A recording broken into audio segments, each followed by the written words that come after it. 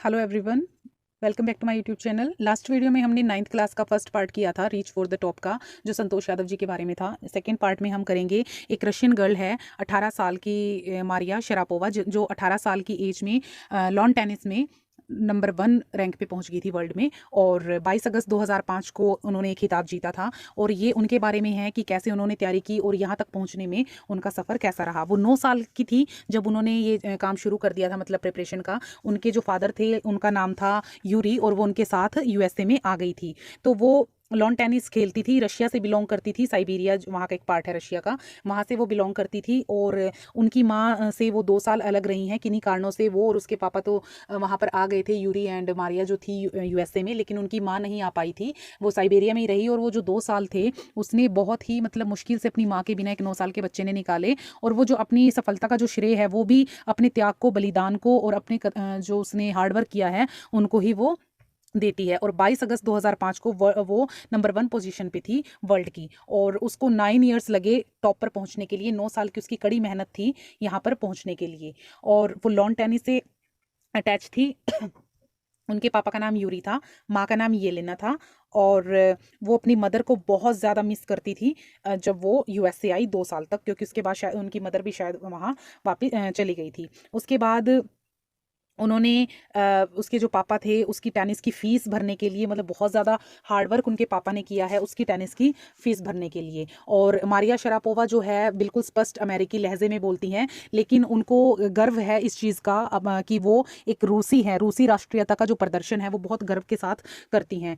और उनका कहना है कि मैं अपने सेक्रीफाइसेस को इसके योग्य मानती हूँ कि मैं आज यहाँ तक पहुँची हूँ। मैं बहुत ही कॉम्पिटिटिव हूँ और जो भी मैं करती हूँ मैं इस पर मेहनत करती हूँ, यही मेरा काम है और यही मेरी सफलता का मंत्र है। और वो इतनी 18 साल की एज में जो नंबर 1 पोजीशन में पहुंच गई, जैसे ही मतलब इस एज में जो नॉर्मल होता है कि वो उसको भी पसंद है फैशन, गाना और नाचने का शौक। उसको इवनिंग गाउन्स पसंद है, सुंदर और महंगे इवनिंग गाउन्स। और वो ऑर्थर कॉनन डॉयल के उपन्यास को, नॉवेल्स को पढ़ना पसंद करती है।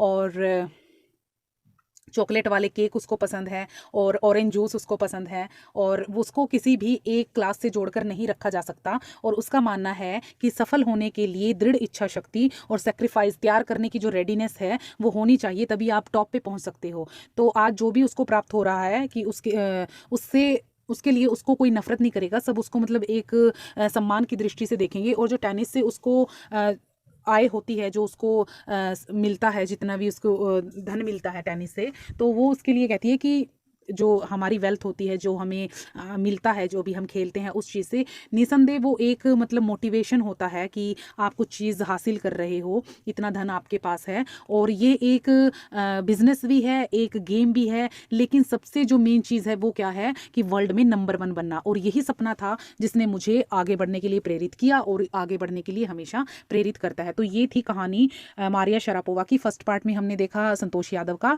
और इन दोनों की कंपैरिजन अगर हम कर सकते हैं तो इसलिए कि जो इतनी कम एज में, 20 साल की एज में जो थी संतोष यादव जी ने माउंट एवरेस्ट की चढ़ाई की थी, और ये 18 साल की एज में नंबर 1 जो वर्ल्ड में इन्होंने रैंक लिया है लॉन टेनिस में। तो उन्होंने अपने गांव के ट्रेडिशनल वे को तोड़कर सबसे अलग चल के इस मुकाम को हासिल किया। इन्होंने भी 9 साल की एज में इतना मतलब अपनी मदर से अलग हुई, और यूएसए जाकर इनके पिता ने टेनिस की फीस भरने के लिए इतनी कड़ी मेहनत की, और इन्होंने दिन रात मेहनत की इस शिखर पर पहुंचने के लिए। तो ये इसी वजह से इस लेसन का नाम है रीच फॉर द टॉप।